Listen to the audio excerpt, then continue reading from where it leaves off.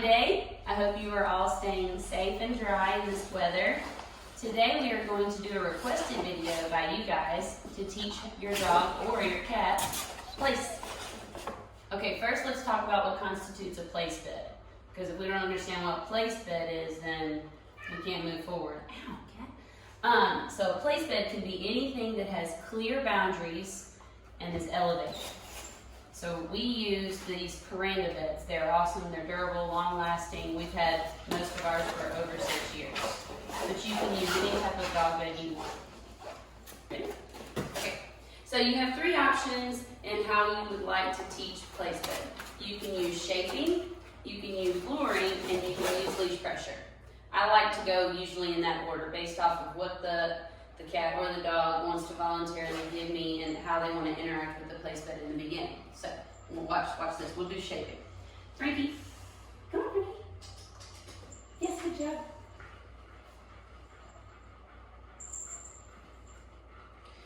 So usually I like to just stand by the place bed and see whether or not the animal, in this case, Frankie, wants to just voluntarily jump on the place bed or not. Yes. And notice I'm using verbal markers, yes, before I pay her. It's really important that your dog or cat already understands what verbal markers are before you teach any new command or any new action. So you saw that she just came from the corner of the rubber room and she just got on the place bed. So I'm gonna, yes, pay her. Oops, sorry. And then we're just gonna stay here. She'll stay on it for a while. As long as she stays on it, yes, pay her for it. So now her and I are communicating that she's on the place bed, she's staying on the place bed. We're working on the first D of the 3 Ds, duration. She's staying. Now let's talk about distance. So distance and duration don't really play a part in one another. We have a critical working area, so if I back up and the dog breaks, that is my critical working area there. I want to work inside of that and then work my way out. And that is where our verbal markers come into play. Yes, good boy. So every time I back up, yes, you notice my marker flies out as I'm backing up. Even if I was to turn my back to the dog and walk away, yes,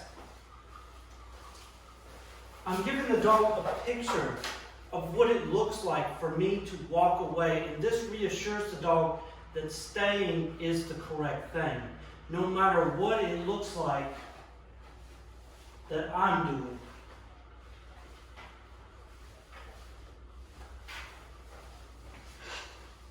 Yes.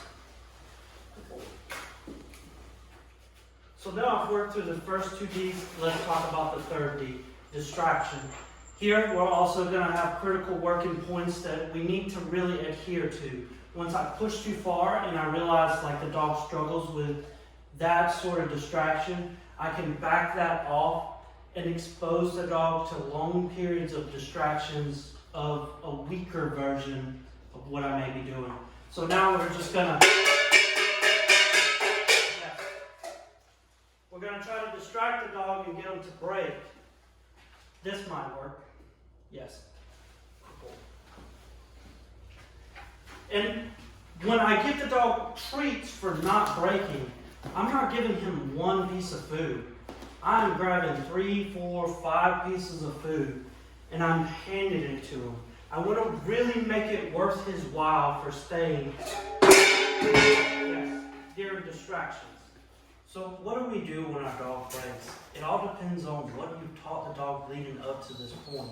We get out of the way our marker, like we condition our marker, we do our leash pressure, and then we start training new behaviors. So the dog understands what the directional means, what a leash pop means, what the remote collar means, what my body pressure means. Like the dog is not clueless walking into this.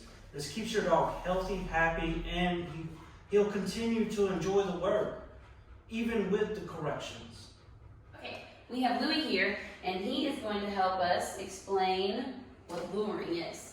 So, luring is, you take your treat, like a handful of them. I took more than one. And you put it in front of his nose. And I'm going to lure him onto the place bed. What I'm looking for is 1 foot, 2 feet, yes. So it's kind of like, it is like shaping, because we want to peg every single little behavior. So whether or not he's got 1 foot on the place bed or all 4, we are shaping, we're using luring, but we are shaping him eventually getting onto the place bed with all 4 feet. Okay, so that was a little bit of luring. He's got 2 of his paws on the place bed, so now we want to get his whole body on there. So, again, take another handful of treats and lure him. Yes, good boy. Yes, yes, yes, yes, good job. And now, he's all 4 on the place bed. Huge handful of rewards. Yes, good job, buddy, yes. Okay, I know y'all are all dying to know, when do you name the place? When do you say place? And you expect that behavior. First, we have to fade out the luring, which is not using the treats. So, watch this. Oh, treats in your hand first. Get it. Say, ready? Ready is the cue. Lure, lure, lure, lure, lure. Yes, good job. And what we do is we keep doing this over and over again. I can't tell you how many times, just however long it takes. Ready? Yes, good job, Louie.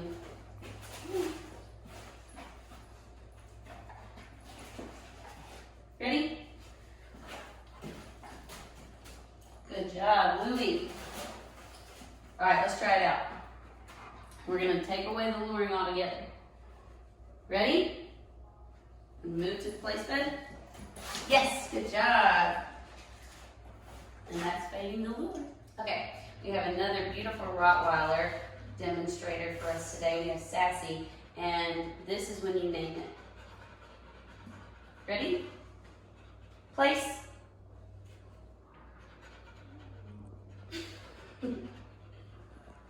She just did it, guys. Hold on. Ready? Place. Yes, good job. So there, you notice that there was a definite pause between the command and her action, because I want to give her an opportunity to think and to make a decision on her own. Try it again. And now you just keep doing it over and over again until it's perfect. Sassy? Ready? Place? Yes. Sassy? Ready? Place? Yes, good job. Remember again, use your verbal marker, pay her a whole bunch, big rewards when she's on the place bed. Sassy? Yes, good job. Ready? Place? Yes, good job. Good job. Sassy? Yes, good job. Ready? Place? Yes, good girl. And that's when you made it. We have Kobe here, and he's going to help us with leash pressure. That is not leash pressure. That's shaping, but we'll do it again. Come on, Kobe. Ready? Yes, good job. So all I did there, very small amount of leash pressure, guided the head on the place bed, and then pay it. Yes, good job. We'll show you one more time. Ready? Yes, good job. Good job, Kobe. Good job. Yes, good job. Ready?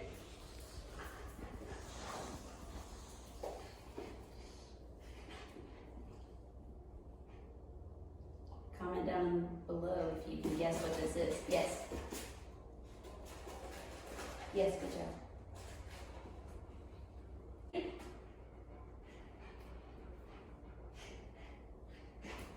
Yes.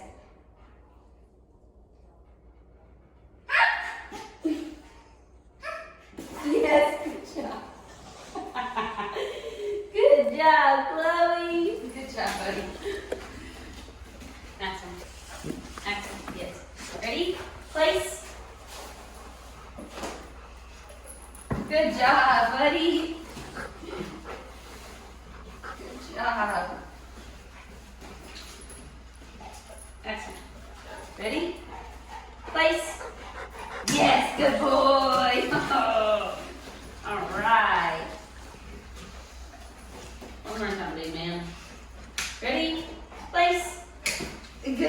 job, buddy.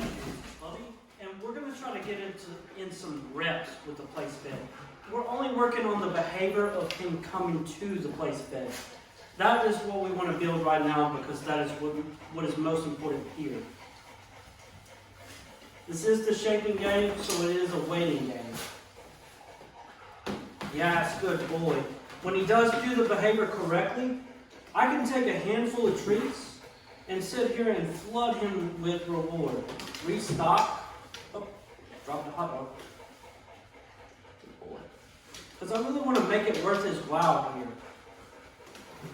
Oh. Yes, good boy. Yes.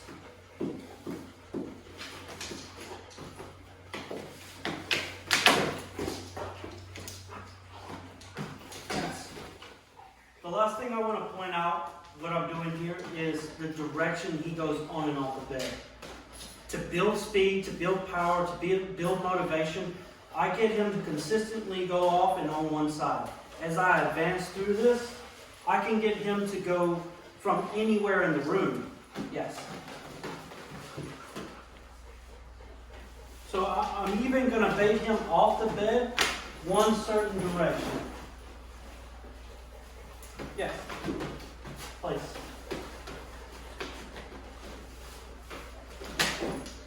Ready? Yeah. Ready? Yes. This really sets the dog up for a path where it's sure of what it's doing. So it's more inclined to add motivation, to be more fluid in the movement. Ready? Place. Yes, good job. All right. Good boy. Good boy. Okay, fashion. Good job. Ready? Place. Yes, good boy. Dash. Yes. Ready? Place. Yes. Yes, good boy. Dash. Ready? Place. Yes, good job. Boy. Get a little.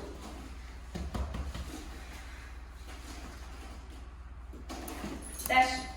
Ready? Place. Good job. That's awesome. Good job. We're done, buddy. Yes. Good job.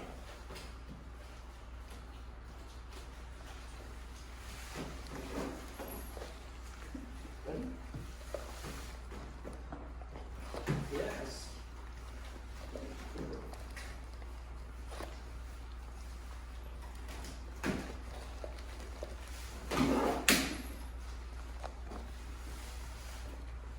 Ready?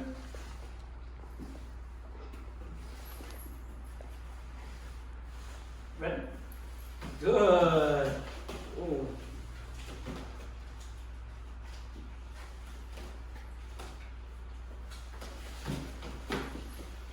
Ready? Yes, beautiful job, girl. Beautiful. Beautiful.